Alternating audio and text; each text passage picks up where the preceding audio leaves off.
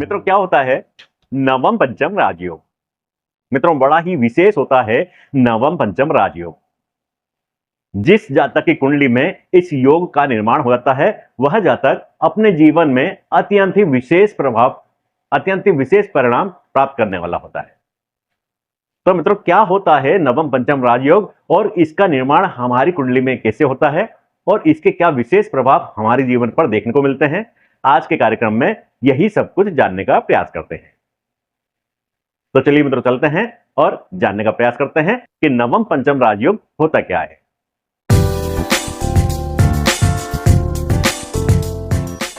नमस्कार मित्रों, मैं दीपक शर्मा। मित्रों, स्वागत है आप सभी लोगों का हमारे खास और विशेष कुंडली के रहस्य कार्यक्रम में।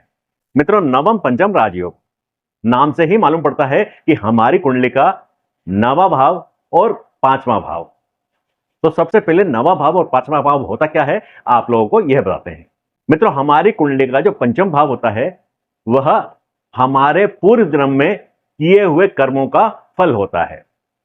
जो भी हमने पूर्व जन्म में कर्म किए हैं उसका फल हमें इस जीवन में क्या मिलना है, उसके बारे में पंचम भाव से मालूम पड़ता है।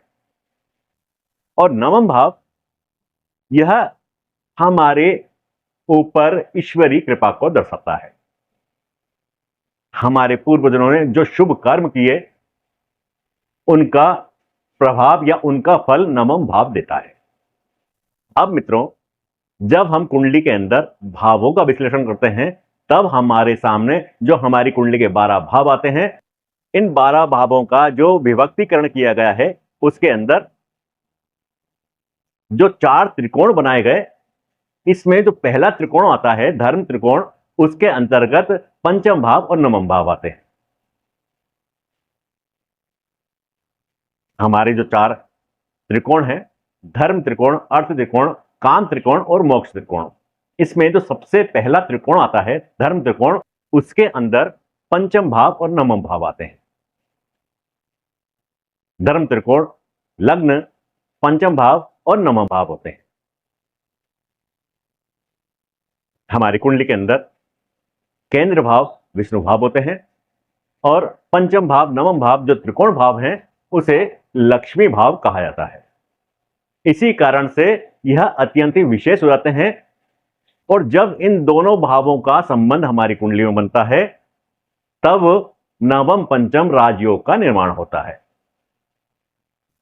जिन जातकों की कुंडली में नवम पंचम राजयोग का निर्माण होता है वह जातक अत्यंत ही विशेष होते हैं और उनके जीवन में विशेष प्रभाव भी हमें देखने को मिलते हैं जब यह योग फलित होता है।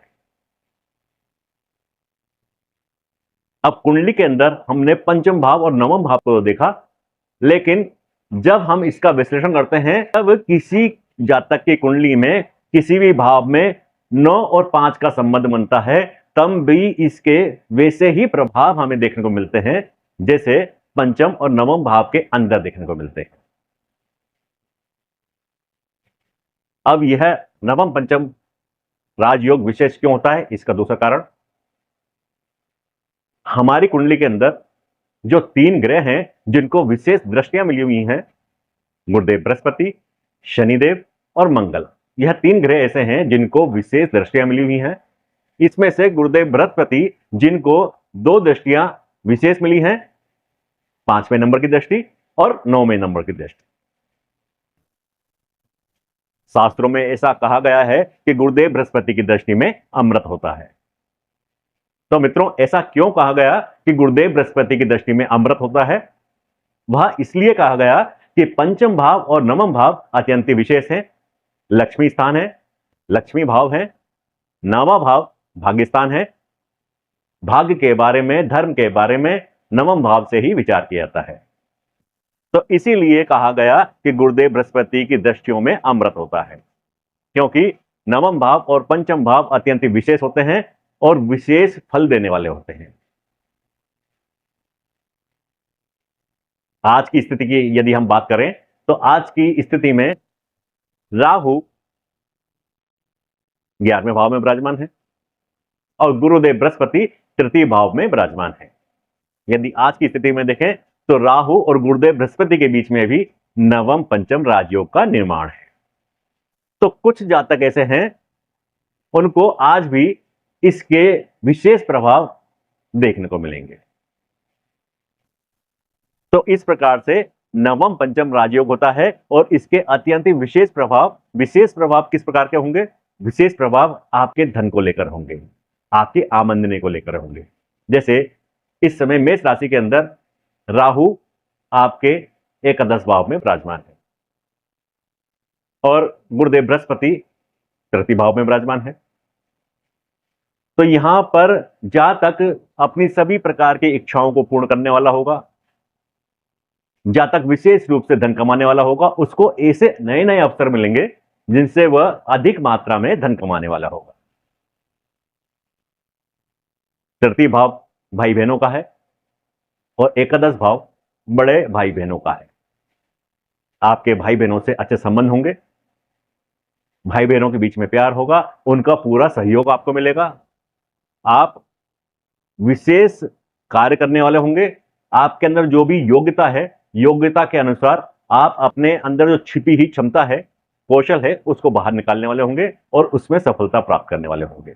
आप संचार के माध्यम से सफलता प्राप्त करने वाले होंगे।